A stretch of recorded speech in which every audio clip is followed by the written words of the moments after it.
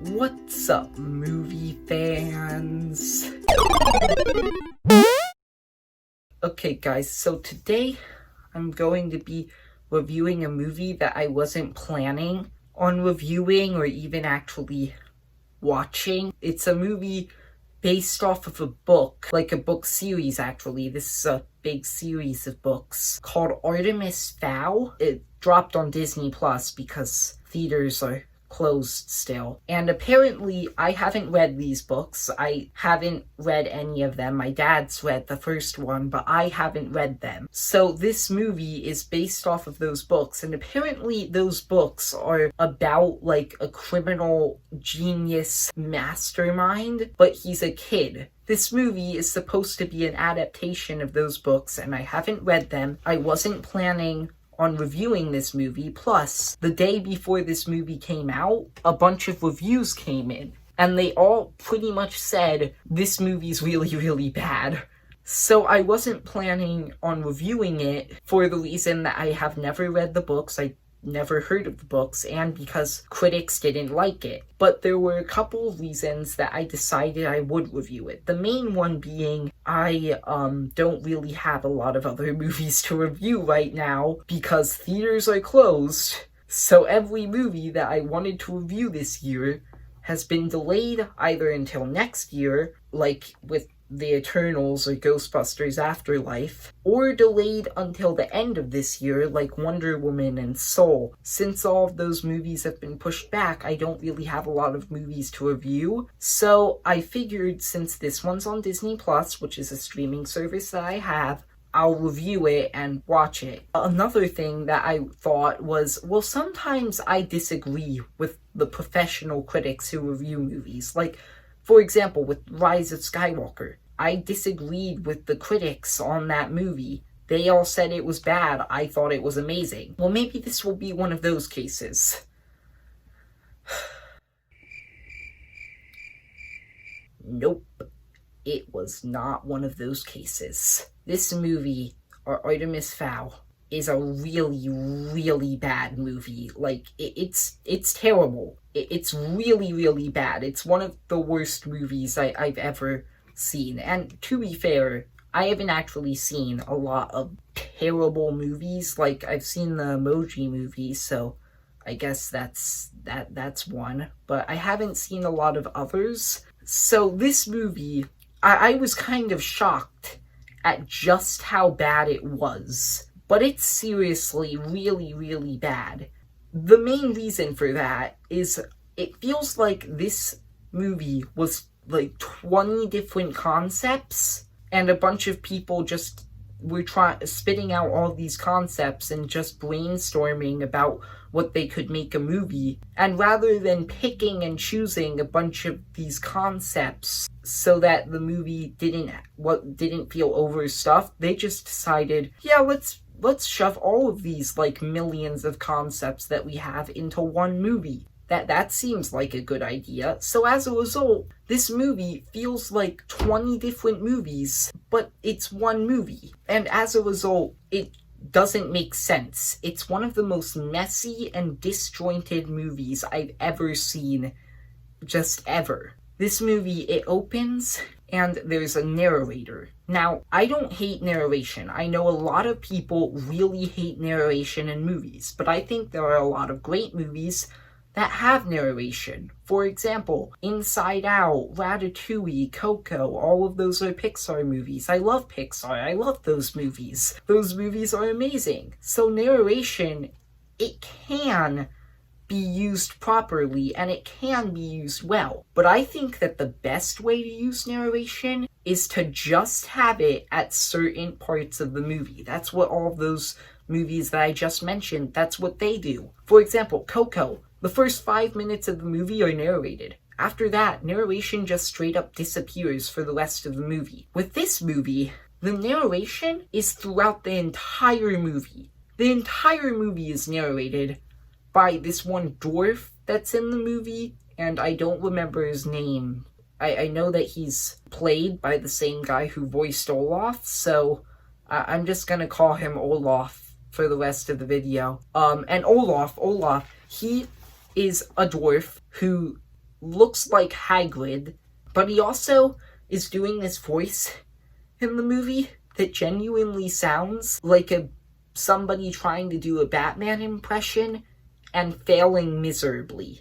That's the best way to describe it. This movie is narrated by Olaf, who looks like Hagrid now, and he has a bad Batman voice. That's literally this whole movie. And the reason that the narration is such a problem in this movie is because the narration is how they introduce all of the characters. They don't introduce characters like in a normal movie. What they do is they literally go over all of these characters, and they're like, oh, this is this character, this is all of his skills and character traits, and this is everything about him. They literally tell you about the character. They don't let you see who the character is over time. They straight up tell you who the character is. So, imagine, this is just a little example that I'm putting together here as why this is a bad idea. Imagine if in Toy Story, instead of having that little board meeting scene at the beginning where you establish Andy loves Woody. Woody is Andy's favorite toy, and Woody's the head of all of the toys. He's the leader. You had Buzz narrating the whole movie, and he's like, oh yeah, Woody, he's the leader of all the toys. He's also Andy's favorite toy. They straight up just tell you who Woody is.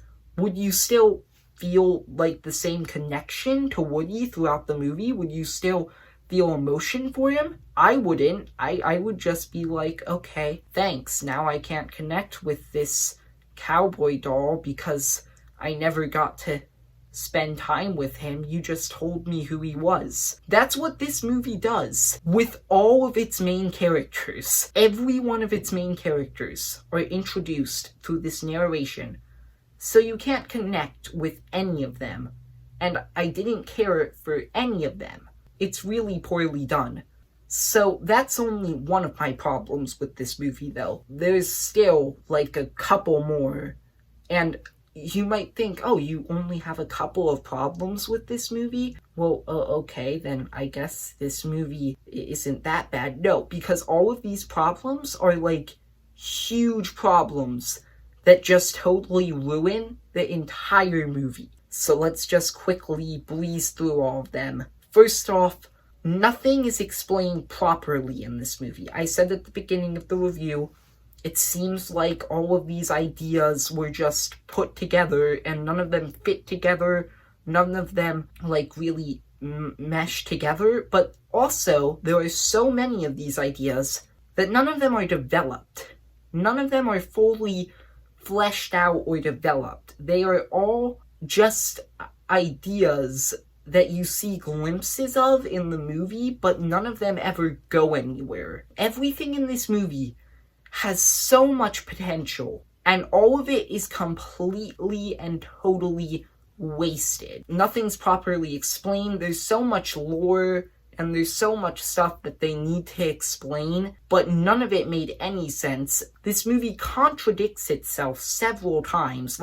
Just an example in the movie. There's this one force field thing that stops time, and at the beginning of the movie, it stops time. It, stops everything. So then they use it later in the movie on Artemis Fowl's house. They use it on his house, and then he's just walking around. He's fine. He literally goes outside the house. I thought, oh, maybe it just doesn't work inside the house. He goes outside the house. He's fine. He's just walking around. He's not frozen. Nothing's frozen. Why would you introduce this rule, time freezes, if you use this device? If it's not going to actually freeze later at a significant scene where you use the device. A lot of people, for some reason, try to apply logic to movies that don't need it. And I'm fine if a movie breaks, laws of physics or something like that. But when it literally contradicts itself, if it introduces a rule and then the movie breaks it, if you don't follow your own rules, that's what I'm trying to say. You can break real world rules in movies because it's a movie. But if you introduce a rule in your movie and then you break it, that's bad. That doesn't work. That's not That's not good. That's terrible. This movie does that several times. Also, so in the book, I mentioned this at the beginning of the review, and I mentioned this for a reason, according to my dad, because he's read the book. According to him, Artemis Fowl is a criminal mastermind. He's, like, supposed to be from this long line of criminal masterminds, and in this movie, everything he does is for the interest of being a bad guy. He is a criminal mastermind in the book. In this movie, they tell you, in the narration, and Artemis Fowl straight up says it, he's a criminal mastermind. They say that in this movie. Yet in this movie, he's very much not criminal at all. Everything he does in this movie is for the purpose of saving his father from, like, this evil hooded lady who's in the movie. I forgot to mention her because she's one of the most forgettable villains of all time, but everything he does in this movie is to save his father, or at least I think it is, because the plot's not explained well, so some of the things that he does in the movie don't make sense with that goal, but his goal is to save his father. I'm not going to get off topic. So, how is he a criminal mastermind when nothing he does in this movie is criminal? He's trying to save his dad. Like, if you help your father, apparently you're a criminal mastermind now. I don't make the rules, I just follow them. This movie told me that if you try to help your dad, guess what? You're a criminal. That's what this movie says. That's what this movie apparently believes. Yeah. We've already been through how this movie's story, everything we've talked about so far has been about the story. The story and everything is just terrible. I've already established that. But now let's talk about the characters real quick. So Artemis Fowl, he's supposed to be the main character of the movie. The movie is named Artemis Fowl, so he's the main character, right? He's supposed to be the main character?